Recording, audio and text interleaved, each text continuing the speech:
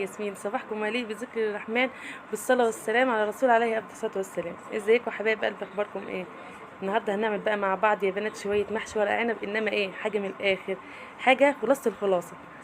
شايفين ما شاء الله، عملنا محشي ورق عنب وعملت محشي بتنجان وفلفل والفرخة بتاعتي، وكان غدا جميل جدا وخفيف ولذيذ، وكل اللي كان من المحشي قال ما شاء الله تبارك الرحمن. يلا بينا نسمي ونبتدي مع بعض الفيديو بتاعنا. ما تنسونوش باللايك والاشتراك وتفعيل زر الجرس عشان يوصلك كل شعار جديد. هنا حبايب قلبي انا جايبه معايا ورق العنب بتاعي زي ما انتم شايفين، برصه على بعضه كده رصه كويسه، وبشيل العود الاخضر اللي فيه. شايفين ما شاء الله، ورق عنب جميل طبعا، خفيف جدا، كلنا بنحب ورق العنب يعني، مفيش حد ما بيحبوش. ورق العنب من الحاجات الجميله الخفيفه، الاكلات الحلوه. هنا انا بحط ميه تغلي على النار، وبنزل فيها بشويه ملح وعصره